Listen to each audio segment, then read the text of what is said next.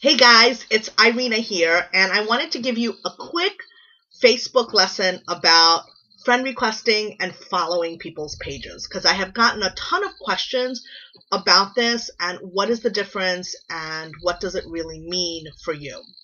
So I guess the easiest way to differentiate between the two is a friend request is exactly that.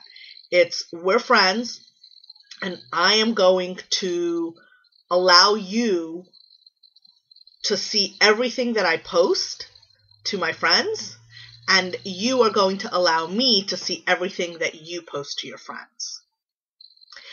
Following is almost like making your personal page a business page, kind of like a like page. So let's say you like a business. You love to go to the macaroni grill, and you're going to click like on their page so that every time they post something, you're going to be able to see what they post. It'll show up in your timeline. They can't see anything about you. They can't see any of the posts that you post that are to your friends and that are private and kind of locked down. They can if they wanted to go see your public profile and see all the posts that you post publicly, but they can't see any of that friend stuff. But you can see everything that they post, because when it's a business page, everything they post is public. So when you follow a private person, when you follow a consultant or a public figure like Madonna, Beyonce, whatever, whoever has public Facebook pages that aren't pages but are personal profiles, it's basically like treating them like a business. They're a business and everything that they post publicly is visible to you, and it'll show up in your page if you're interacting with them. So, why do consultants use that? And why is that necessary? And should you use that? And should you enable that in your Facebook profile?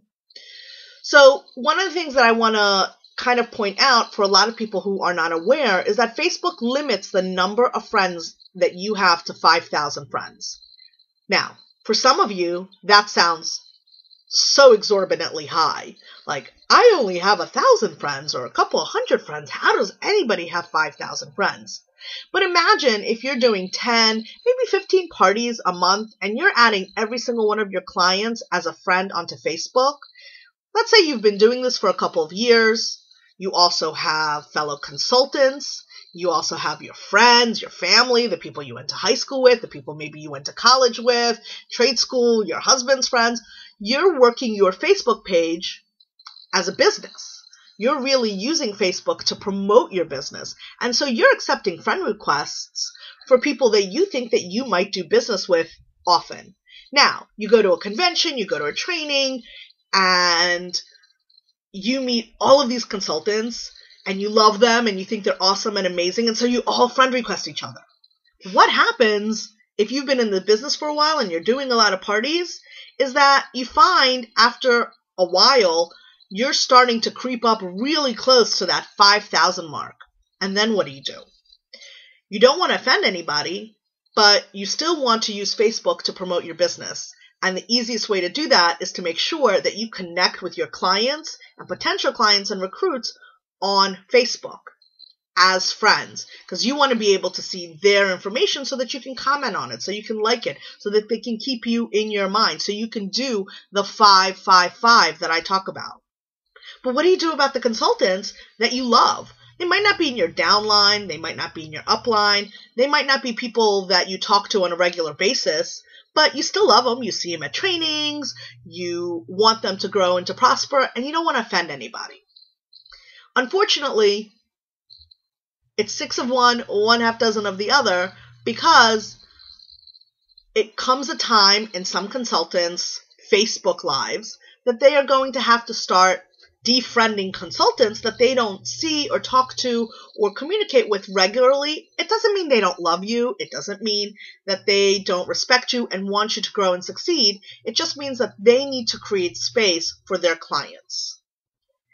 And most of the time, when a consultant gets to that level, it's because they are really working their business, but also at that point, they're making a lot of their posts public anyway. because they realize there is no secrecy anymore. Their clients and people who follow them want to see pictures of their children. They want to see pictures of their life. They want to know what's going on with them. And so a lot of the posts that they're posting are public anyway. They're really not posting a lot of private posts. And that's a good example with me. Now, I'm close to that 5,000 range, but not so close. But I post almost everything publicly at this point because I'm posting inspirational stuff. That doesn't need to be private. Everybody can see it. The pictures I post of my children are very benign. I'm not worried that somebody's going to go take a picture of my 14-year-old or my 12-year-old dressed. I'm not posting, baby naked pictures of my kids anymore. They're a little too old for that. I'm posting pictures of celebrations and things like that. I want people to see my vacations and how fun things are. And that is all public. So I'm not keeping a lot of that stuff private. So I have a follow option for people because I'm creeping up to that 5,000 mark, and I certainly would prefer to have people follow than have to unfriend somebody.